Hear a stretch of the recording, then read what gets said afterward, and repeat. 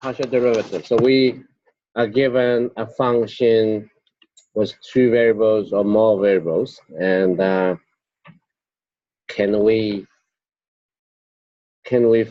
define the derivatives? Okay. Now, since we have 2 variables, we have more than 2 variables, so the derivatives will be given with respect to one of the variables.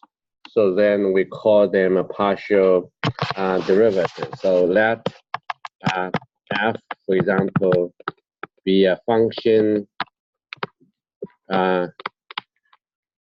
defined on some open domain D. These is some set like, yeah, this is a D in R2. Okay, could be a silk disk, could be a half plane, and then a point and the B here. Okay, so this is inside D. Okay, so I'm going to we define the derivative. The derivative of f with respect to x and evaluate at this point. How to define it? This is just the same as it's defined in a similar way because we view b as a constant. They just view that's just the ordinary derivative with respect to x, and x b is a fixed. So if you write down use a limit to define the derivative, then this will be a plus h and minus. So this is a b and f a. Okay, so you see that this is difference of the values of function along this horizontal line. Okay, along this horizontal line, another point will be a plus h and still b, right? So this tells you the rate of change of the function when x changes with b fixed. Okay, and you can also define this partial derivative with respect to y. Then this is just equal to f, and a is fixed, b plus h minus a and b. Okay, so this is you just fix the one variable and consider that's a one function in one variable, and then you find the derivative, the usual derivative. Okay. So in other words, fix b, and then let g of x to be f of x b, then the partial derivative of this is nothing but the derivative of g with respect to x evaluate at a. Okay, so in other words, it's going to be dg of dx. Okay. Now, so we have some and say when we have more than one variable, the derivative is not going to use a d of dx. It's going to call the partial derivative. So this is it's kind of like a curved d in some sense, okay? And we're trying to make it different. Yeah. So you bend the top of the d, the letter d, you get this. This is a derivative. Yeah, it's called a partial derivative. Okay. So this notation. That's it. You just fix one variable and you find the derivative with respect to another variable. Okay. Okay. So that's very it's simple. We don't need it to. Yeah. Sometimes we don't use the a b, and you can. Yeah. If you still use x y, that's fine. That's the same as use let h approach 0, and here's h and f x plus hy and alpha x. Okay, so you get, actually now you get two functions from one function, from f x y, then you get two functions. One is this function, right? You got two functions. Another way function was, yeah. If a function has one variable, then the derivative is another function. So you get, you get function out of the original function, right? So you get a new function that's a derivative of the original function. But if the function has two variables, then you should get two new functions that are partial derivatives of the original with respect to the one variable, with respect to another variable. Okay. Right, so let's take a look at an example. Okay, so if f(x) equals, okay, equals ax plus by, here a, b are constant, right? Then the partial derivative of f with respect to x. Here you view y as a constant because y, x, y, there are three independent variables. So when you differentiate, when you differentiate, you just differentiate with respect to x, and the y is constant, so it's just a. Then differentiate with respect to x, and you just get a b. Okay.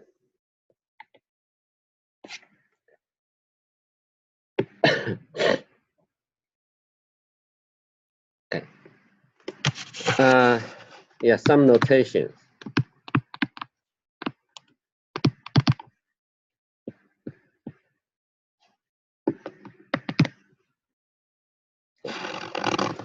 Some notations, when we have, this is the original notation, right? It's a partial derivative of the function with respect. But you can also write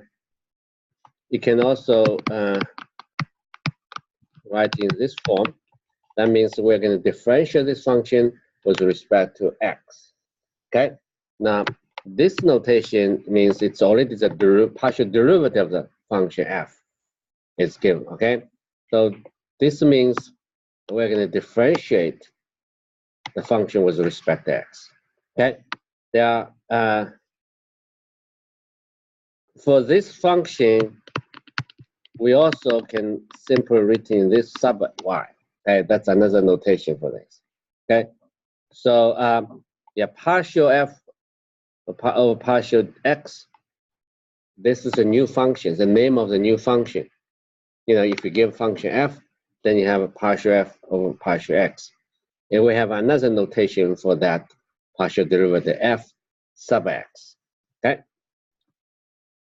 Those are the those are the basic notations, and sometimes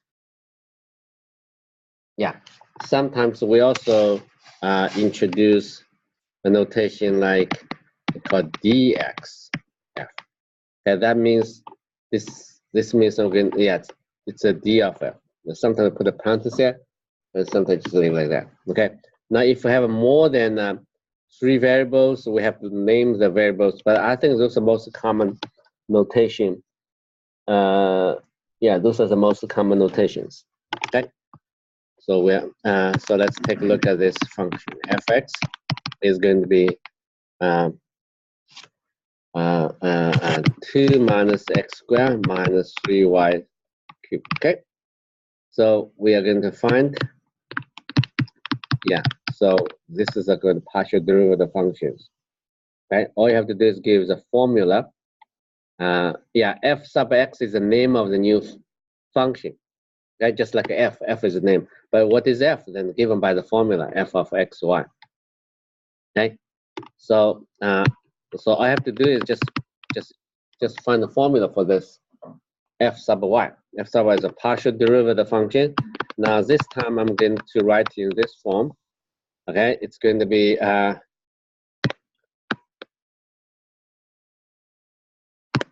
it's going to be f of x, right? So it's better to use this. So we're going to differentiate this function with respect to x and view y as a constant. It's independent of x. And when x changes, y is not changing, right? View y is an independent variable. So look at that. The derivative of 2 with respect to x is 0. Then the derivative of x squared with respect to x is 2x. Then the derivative of y cubed is 0. So the answer will be like that. Okay. The next one, yeah. So this still this is a y variable and x and y. So just differentiate. So differentiate this function was this expression with respect to y. And as long as you know how to find the derivative function, then it's easy to find the partial derivative function. Okay. So you get 0 minus 0 minus 9y squared. Okay, it's negative 9y squared. Okay, so so you get two new functions, brand new functions from the original function. Okay, the geometry is the meaning of f sub x, the partial derivative of the function, is the rate of change of the function with respect to x, but when y is fixed. Okay. Now more notations. If z equals fxy, so z represents the quantity, okay,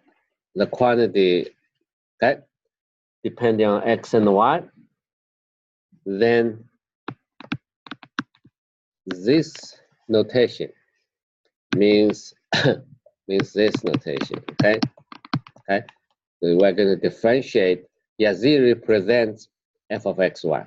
Okay, so this is this is f of xy, and this is also equal. Okay, and this is also denoted by this. Okay, so they are all related. Yeah. So partial z over partial x is a new variable, but it involves so many letters there. Okay, and then this new variable is given by the formula, any formula on the right hand side.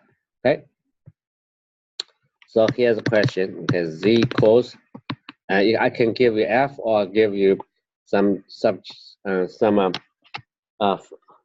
just directly give you a function. For example,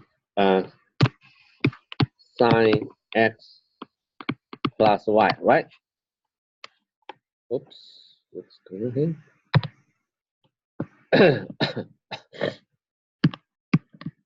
Find the partial z over partial x, right?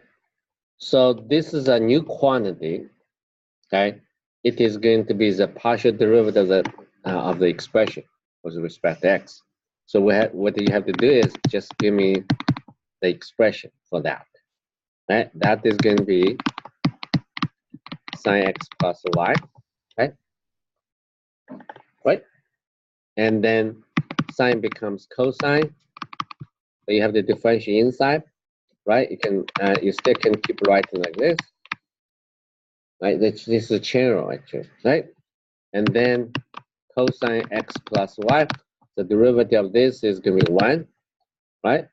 So this is the answer.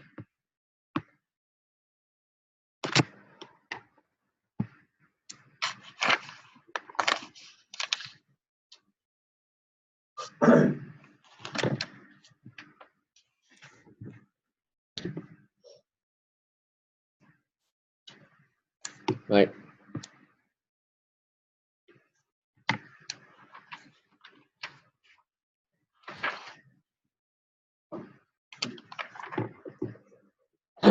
Yeah, let me talk about this problem. So you have 3 variables, x, y, z. Z depends on x and y. This quantity is z, right? The partial z of partial x is the rate of change in the quantity z with respect to x and with y fixed. Yeah, that's mean. Okay. So yeah, this means the rate of change in z with respect to x was y fixed. Okay. And how do you find it? And you just find the derivative, okay, of this function with respect to x. Okay. The meaning of this partial z or partial x. Okay.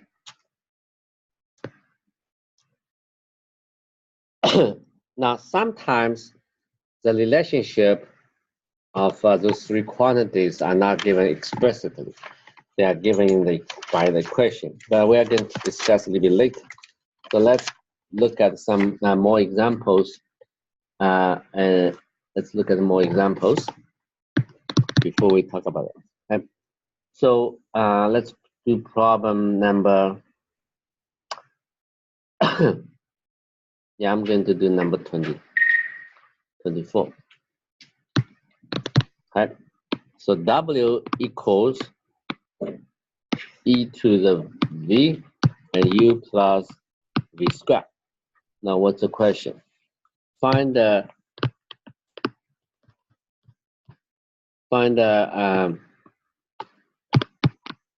partial derivative of w with respect to u and with respect to v. Okay.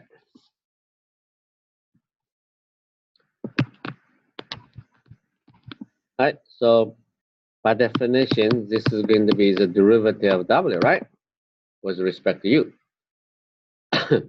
And what is w? W is given by this expression, right?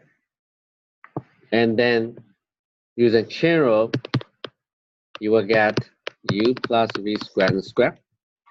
And the derivative of this, the numerator, times the denominator, minus the numerator, times the derivative of the denominator. That's a chain. That's a quotient, right? We use a partial derivative notation. Okay, so just by that's usual notation, that's just the derivative, and the usual in the usual sense. So u plus v squared and squared. So partial derivative e to the v with respect to u. Since here u, v are independent variables, so that's going to be 0. Okay, and here the partial derivative of u plus v squared with respect to u, it's going to be what? Okay, so the answer will be negative this u plus v squared squared. Okay, and by a similar argument, a little bit more complicated. This is a w. What is w, right? EV u plus v squared, and yes. All right. So again, use a quotient, right? So u plus v squared and squared, and here it's now going to be 0. Okay. Yeah, that's a quotient rule. So the first term is e to the v. The second term, I think, is just 2v.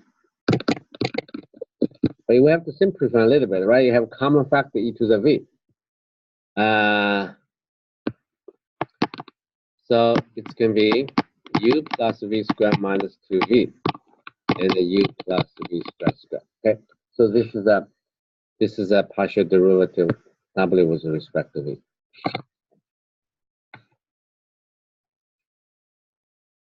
Now, sometimes we have to evaluate the partial derivatives. For example, yeah, we are given this function y equals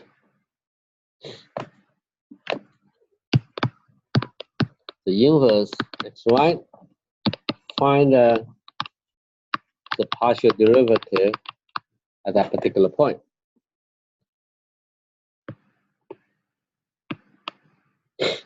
Okay. Now, what formula have to recall?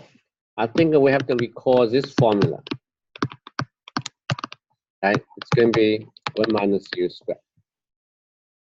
Okay, this is a formula. I hope you still remember. Okay, the derivatives are arc sine u with respect to u. Okay. Right, using that formula, then first of all, you write down the general formula for the partial derivative. And this is nothing but this derivative of the function with respect to x. Okay. Now, look at this. Y is a constant, means constant with respect to x. Y itself is an independent variable. So you just view it as constant. So when you differentiate, you take the y out. Okay, so you have to differentiate, uses a chain rule and above formula. It is going to be 1 minus x times, right? But you still have to differentiate x times y with respect to x, right? By the chain rule. Okay. Now, so let's, when you differentiate x times y with respect to x, but view y as a constant, so you will get y. And y, you get y squared. So this is the answer. Okay. This part is going to be y. Because when you differentiate x times y with respect to x, you get a y. You view y as a constant. So come on, please don't write on my screen, okay? Some students doing like that. Okay. If you do that, I'm gonna delete your name from the list. Okay. Okay. So we can find the derivative, and then evaluate at this point. Now, if you do have a laptop like that, you can write on the screen, and you can get on the internet, talk to each other like this. Okay, even you can turn on the speakerphone. You don't need to meet your classmates in the same place. You can talk to each other in the evenings like that. Okay, you can turn on the both microphone. It's very convenient. So my suggestion is someday if you update by a laptop, if it's too old, and think about the laptop like my one is. So its cost is brand new laptop is $600. I'll just give you the price. I bought it. Okay, during the Christmas time. Okay. Yeah. So you can write on that, take notes. I know some of students use write on the screen. Yeah, use a different device. Yeah. So then you can convert it to a PDF file and send it to each other. So this is going to be 1/2 square, 1 minus 1/2, 1 times 1/2. Right, it's the same, right? So it's going to be 1/4, and the denominator here is 1 minus 1/4 is 3/4, and you have to raise. Yeah, this should be correct answer. Then you can also write in this form. Doesn't matter. Okay, but try to simplify this as simple as possible. The traditional notation for radicals, you have to rationalize the denominator. Okay. So you get a specific number. You don't need to estimate the square root of 3. Okay, for this course, calculate is not allowed. Okay.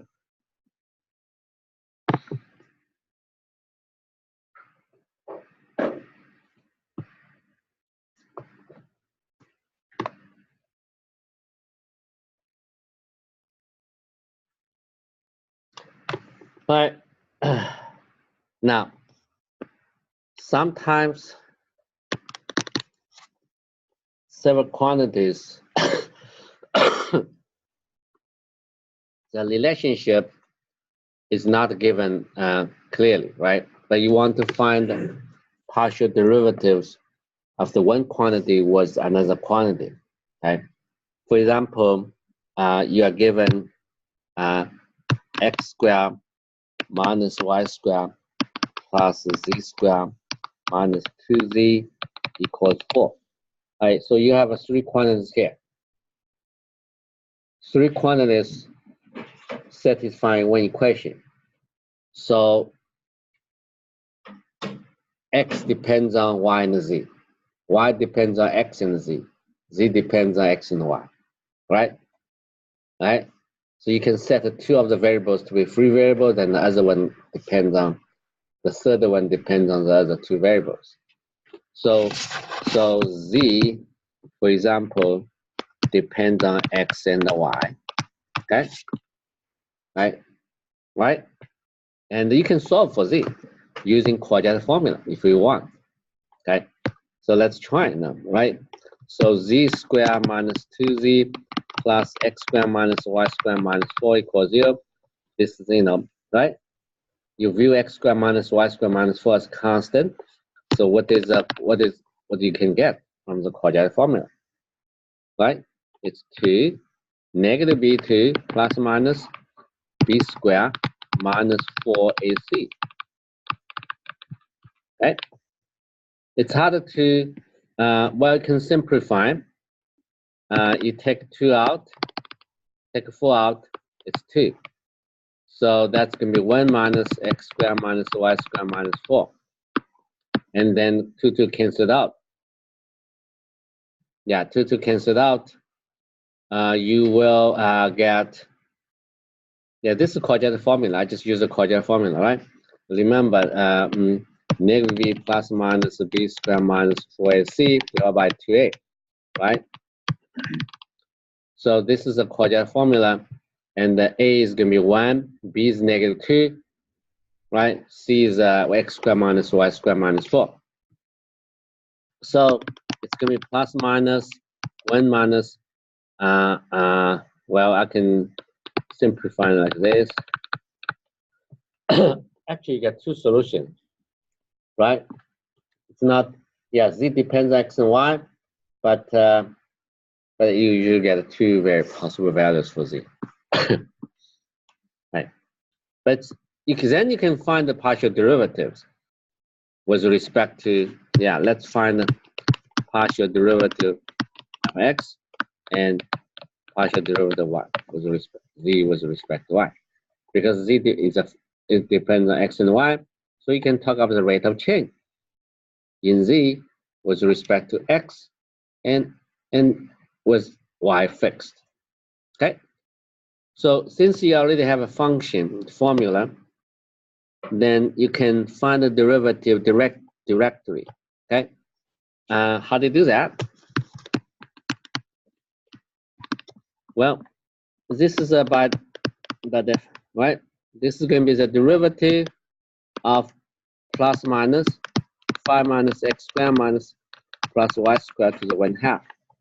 So I'm going to, the first term is 0, and here plus minus, and here's 1/2, 5 minus x squared minus y squared, and the 1/2 minus 1 is negative 1/2. That's a derivative with respect to x, so I get negative 2, okay? So plus minus times negative, then usually it's expressed as minus plus. And that's going to be 5 minus x squared minus y squared to the negative 1/2 times x. So this is a formula. Okay. You can also get this by a similar argument.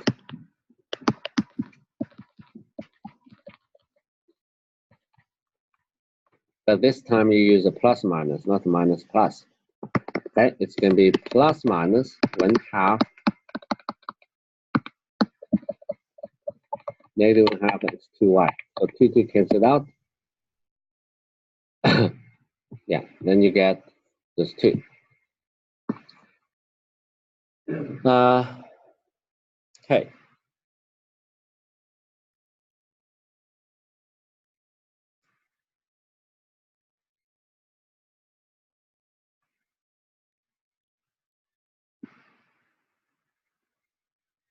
Okay. Now, maybe we don't want to. Sometimes we cannot even express z in terms of x, y, right? We still want trying to find the derivatives.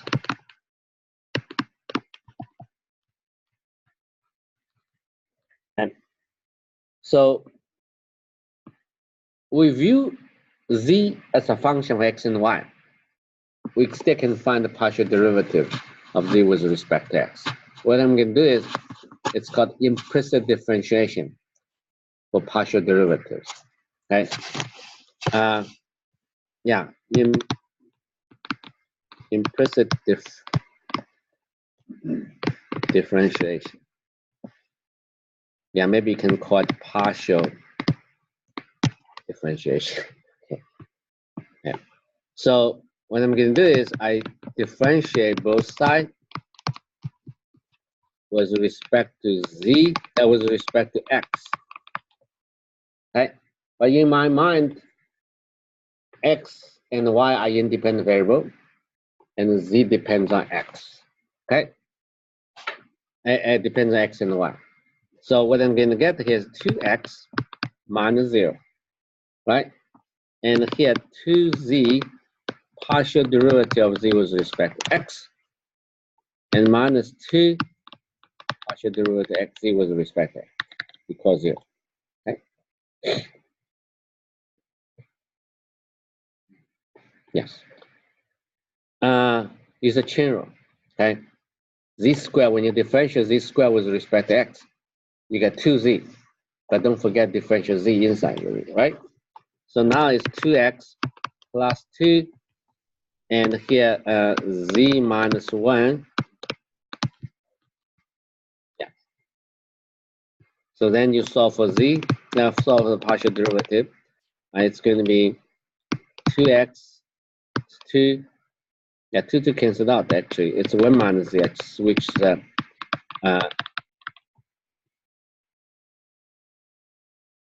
Okay. Now, does this look like the same answer we got? Maybe not. Okay. So let's go back to, yeah, I'm going to check compare. Compared with the above solution. Okay. Compared with the above solution, we got, you see, remember,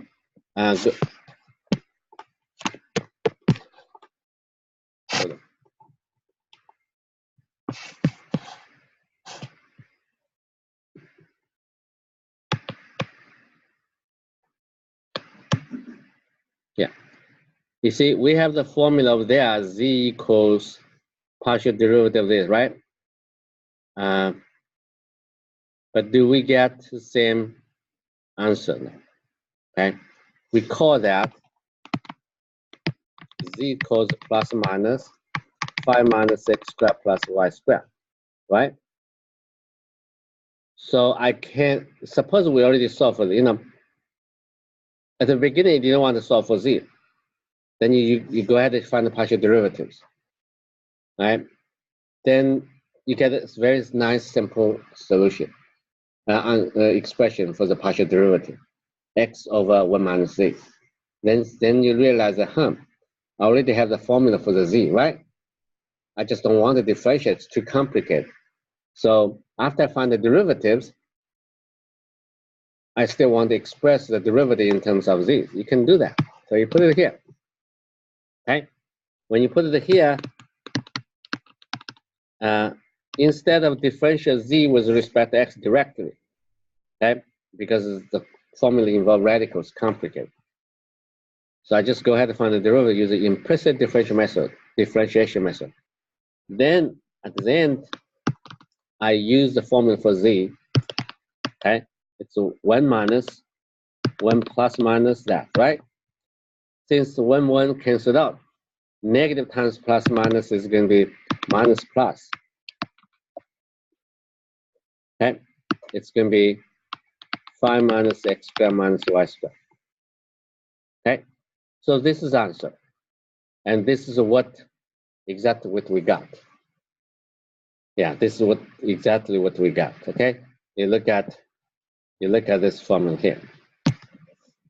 Okay, this is a plus minus x 5 minus x squared minus y. Okay, it's the same. Right? Even you have to express your derivative in terms of x, y at the end. Of course, you want to solve for z first. Then you find out, oops, the formula for z is pretty complicated. So I just keep it as a moment. I'm not going to touch it. I'm not going to differentiate that expression, okay? Because it's involved radical. I still use the implicit differentiation method to find the derivative of z with respect to x. So I get the very simple form, x over 1 minus z. Then I plug in the formula for z. And then I end up with the same derivatives, right? Formulas for the partial derivatives. All right. Yeah, let's do the next problem. I have a yz plus x natural log of 1 equals z squared. Yeah. I want to find the partial z with respect to x. Okay. I don't want to even express z in terms of x and y. Sometimes you can, sometimes not. In this particular case, you can express z in terms of x and y because it's a quadratic equation. But what happens if you change z squared to z cubed or z to the first power? So there's no way you can solve for z in terms of x and y. Okay, so let's find this. What you do is you find partial derivative. Yeah, you differentiate both sides with respect to x. Right? Right, that's what I have to write down. Product rule. But when you differentiate both sides, okay, you have to viewing y as an independent variable. An independent variable means independent of z, independent of x. Here, only one quantity depends on other two quantities here, okay? And the x, y are independent variables, okay? Independent means independent of z, x.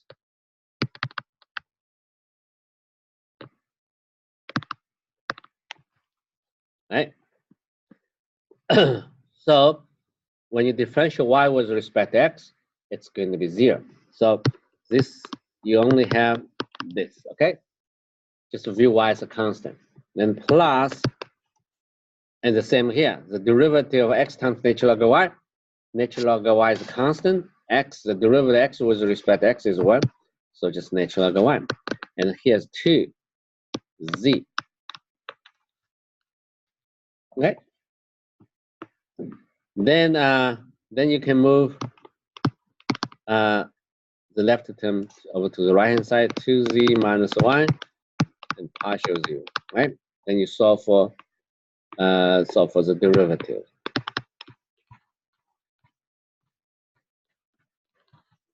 So this is the answer. Unless you are now it contains z, but if you solve for z, you can replace z. If you cannot solve for z, just keep it like that. Okay, this is partial derivative of the function.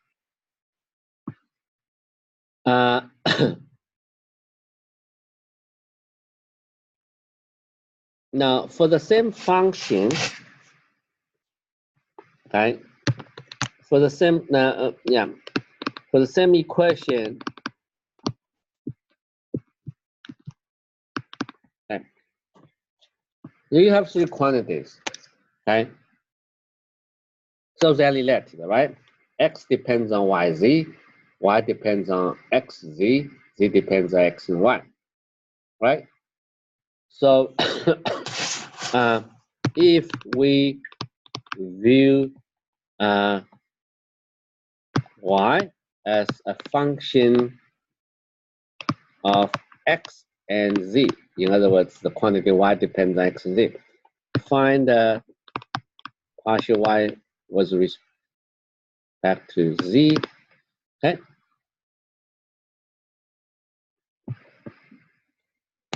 Now this time, I don't think you are able to solve for y in terms of x and z. Why? Because it's in the equation involves natural log and the y. It's harder to, yeah, it's impossible to, yeah. First of all, you note that impossible to express y in terms of x and z. Okay.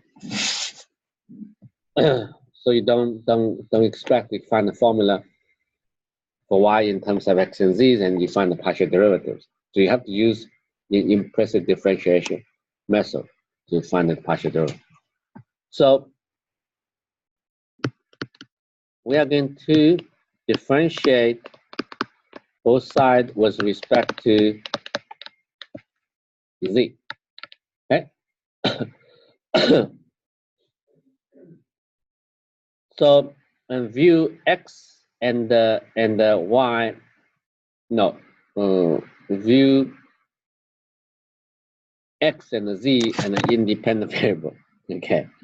So keep in mind x and z are independent variables.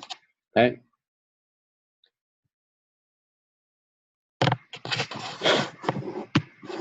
Right. So we have to differentiate. Y depends on x. Okay. Y depends on x and z. Okay. So this is yeah, you have to keep this in mind. So now let's differentiate both sides with respect to z. Y depends on x and z. So by the product rule, right? And plus y, right? That's product. And plus x and z are independent variables. So x is nothing to do with z. Right? Then you differentiate natural log of y, that's going to be 1 over y. And the right hand side is 2z. Okay. So this is a formula. And this is going to be 1, right? This is going to be 1. So what do you get? You will get z plus x over y. Okay. This is a left hand side, and equals 2z minus y, because you have to move y to the other side. Then you divide both sides by this. Okay? So this is the answer. Now, if you don't like, yeah, because there's a fraction in the denominator, so we should get rid of multiply numerator denominator by y. So it's 2z minus y times y. That's okay. Yeah. All right. So the derivative of y with respect to z, yeah, it's given by that formula.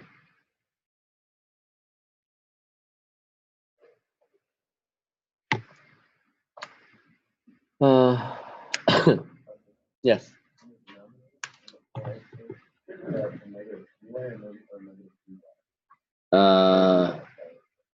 Negative z1. No, just z1. Just z1. Yeah, z times 1.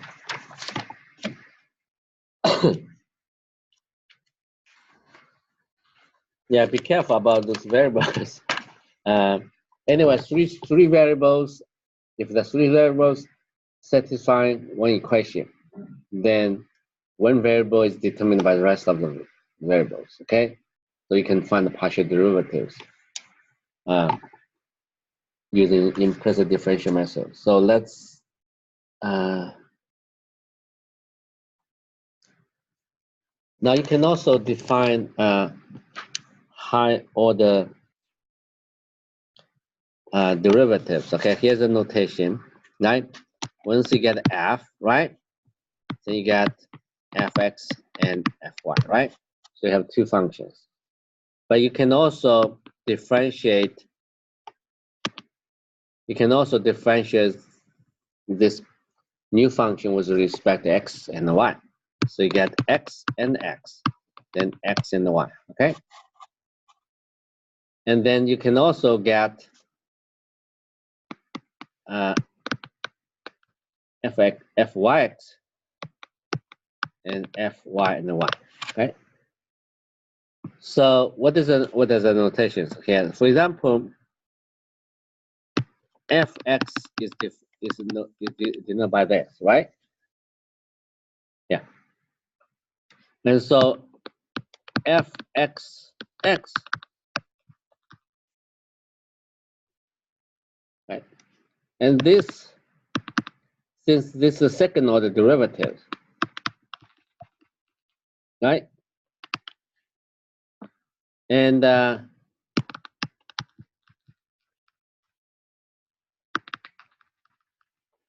so we can combine them into one form, just partial square, partial x square, and f. Okay, so those are the notations. We should get familiar with that.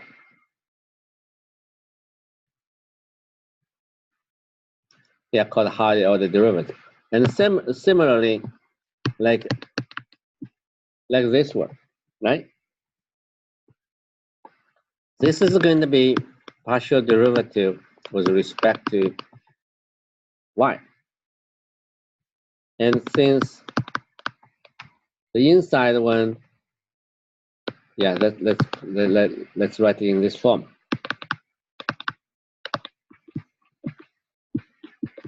Okay. So we can combine them into, I think this is x first, that's y second. I don't know which one should be first. I think that, yeah, should be in that order. Yes. Later on, you can see the order doesn't matter.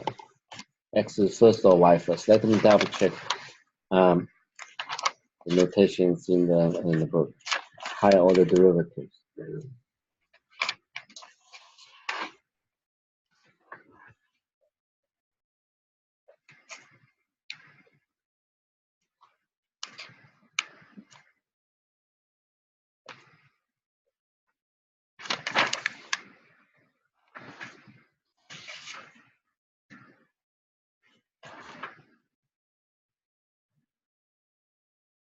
Yes. Yeah, let's just yeah,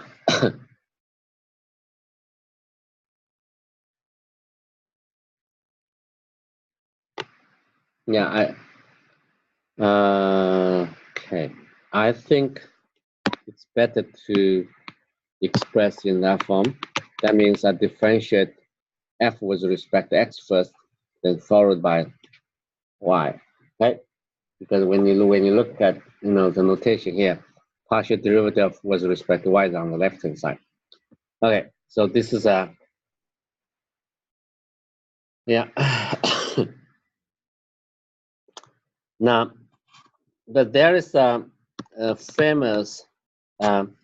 Let's look at the example first before we talk about this theorem. Okay.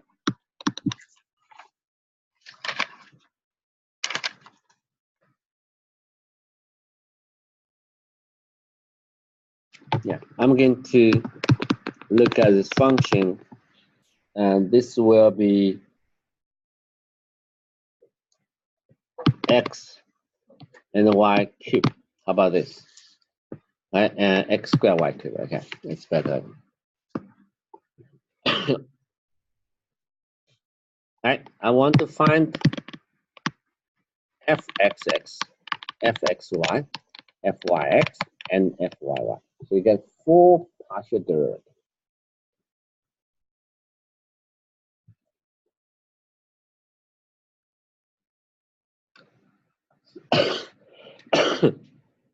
So first of all, fx, that is going to be just partial derivative of this with respect to x. So it's going to be 2xy cubed. Okay. Then fy, the correct notation should be, should put the xy here. Okay. X squared y cubed, that's going to be 3x squared y squared. All right, good. Then I can find the second order derivatives.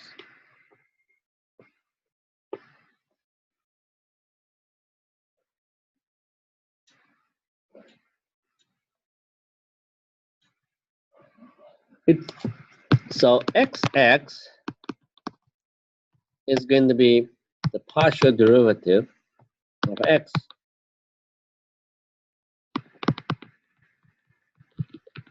Right? According to. So just differentiate what we got here, 2xy cubed. Then that's 2y cubed, okay?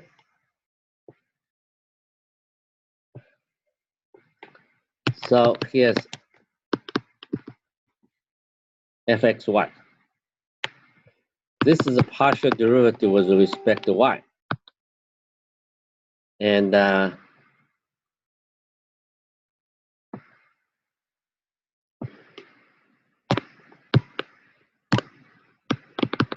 right? So this is a partial derivative of f of x. So that's going to be 2xy cubed. What I get here is you just differentiate y cubed with respect to y. So get 6xy squared. Now how about yx? According to the formula, right? It is going to be this way. So it's partial derivative of fy with respect to x. So we already find the formula. We get 3x squared y squared. Right? Then you differentiate against 6xy squared.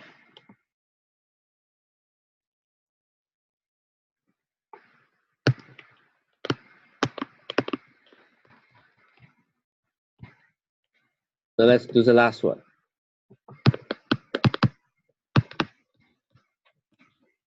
Okay. So we get 6x squared y. All right. Now after you do lots of exercise, you will see that those two terms always the same.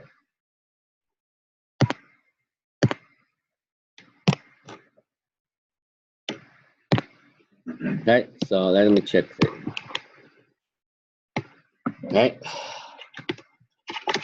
You know, maybe at the very beginning you say, okay, maybe that's just a coincidence, you know, who knows, right? But you do another problem. You find out those two always the same. A good scientist would be saying, huh, you know, we'll jump to some conjecture, then trying to prove that in general, okay? So when you see something happens, if it repeatedly, then there's some, you know, possible some rules you can find out among them, okay? And that was did by yeah, it's a French. I think it's a French mathematician.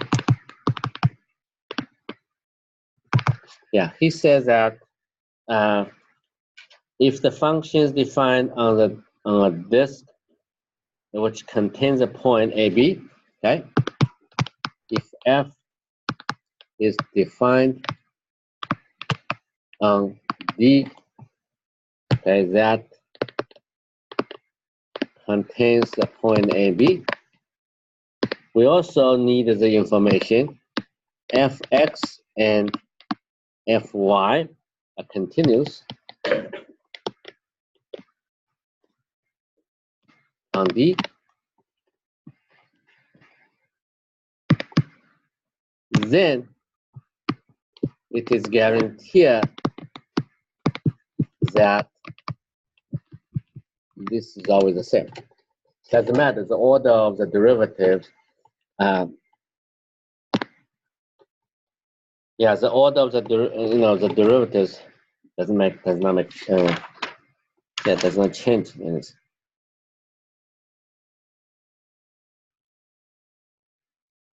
Okay.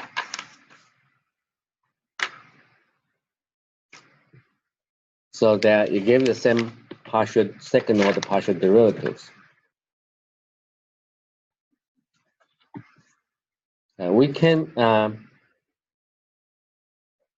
check that using different functions.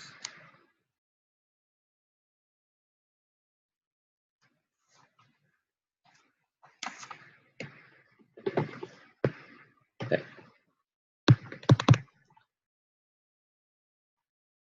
Yeah, let's take a look at another function.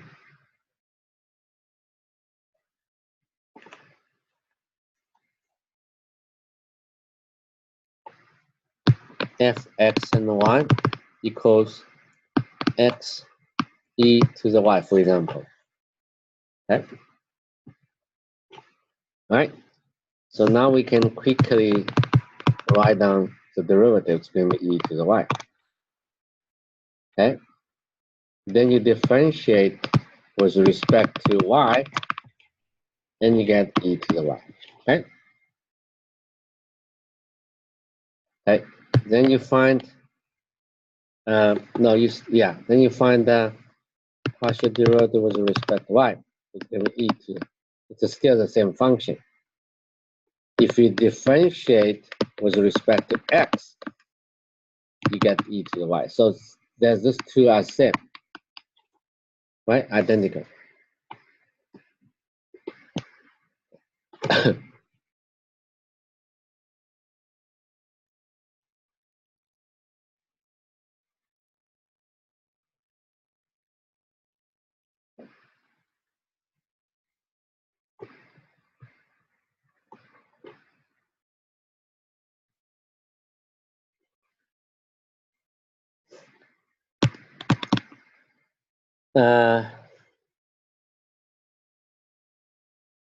Let's consider a function which depends on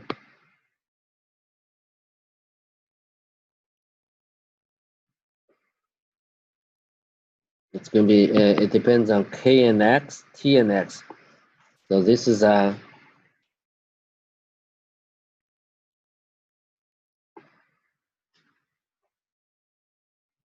this is a alpha squared kt k squared t sine kt, right? Kx, not kt, sine kx. Okay. Find the u sub t u xx. Right? What is that sine k what?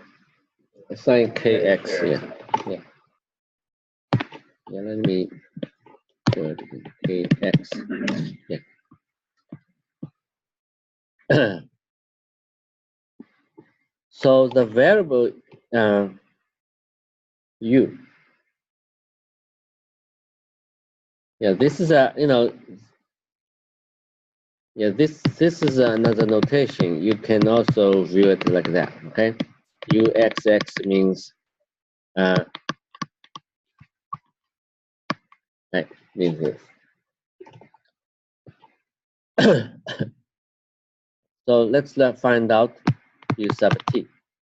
It's partial derivative of this function with respect to t. So only the first term containing t.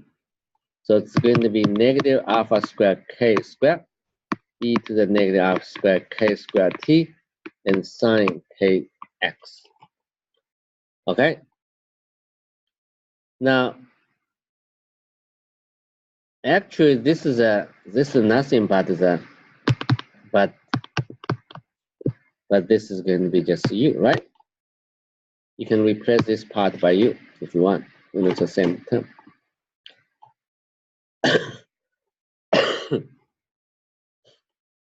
And sub x, u sub x is partial derivative u with respect to x. So it's going to be negative alpha squared k squared t sine kx. So you just need to differentiate the second term, which is derivative sine kx is cosine kx times k. So it's going to be k e to the negative cosine kx.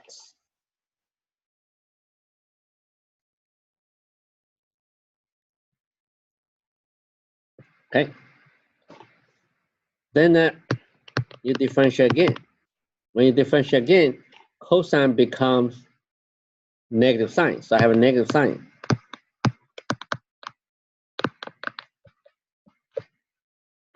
Okay. However, this part is still u.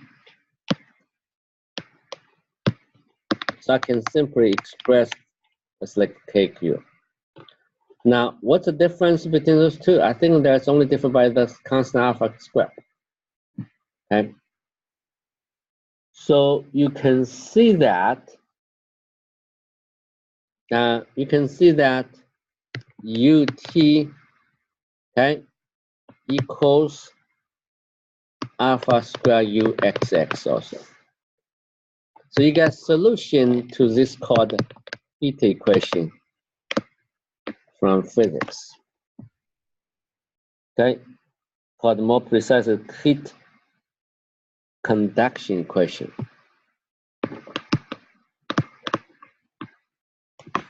From physics. So yeah, we already know the solution, so we just verify this. That's it on this question.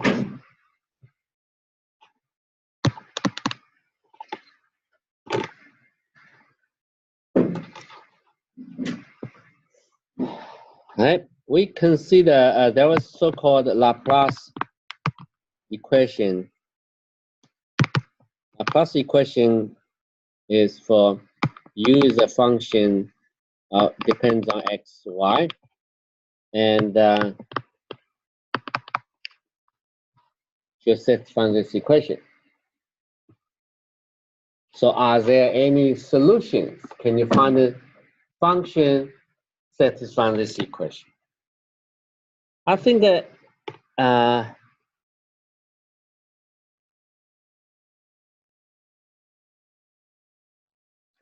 yes, there are at least any solutions. U equals constant or linear equation, right? If it's linear equation, ax plus by, right? And it is a solution. Is a solution. Why?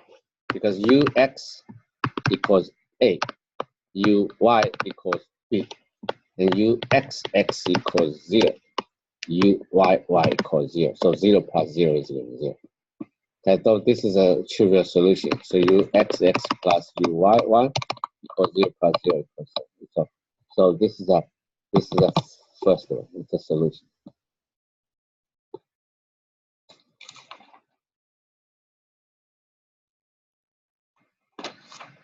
Okay.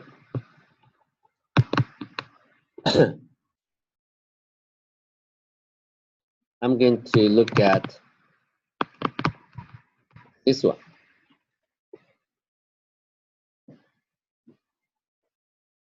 Okay. I find out ux equals 2x, uy is going to be negative 2y. They're different by sign. So when you add them together, uxx equals 2, uyy equals negative 2. So 2 plus negative 2 is 0. So that's why you get 2 plus negative 2 is 0. So indeed, this is another solution. Those are plenty of functions satisfying this equation.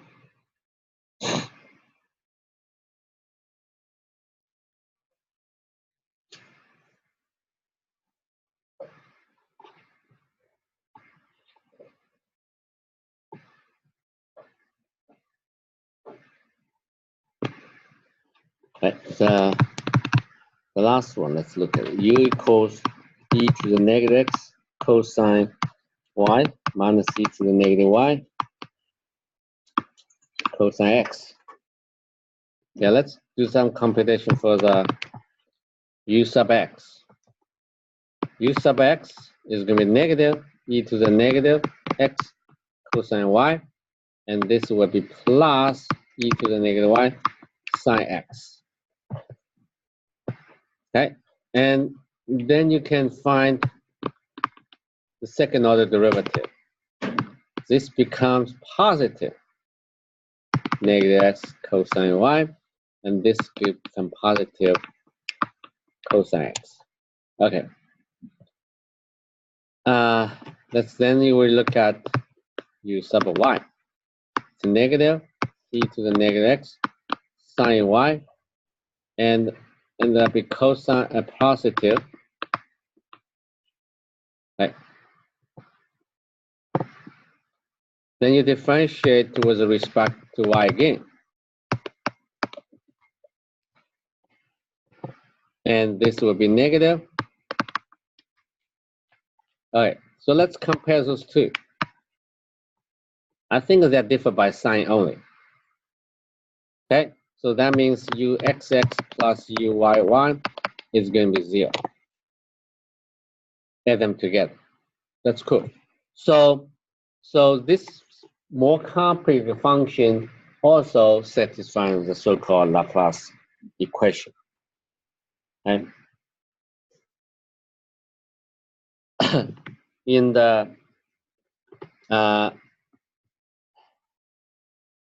in physics, in mathematics, there are many places you have to deal with this kind of equation. You know, do we have a function depends on x and y satisfies this equation?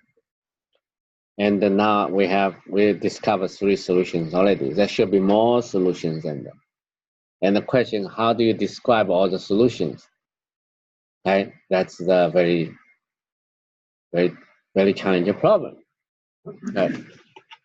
All right, so I stop here, and we're going to continue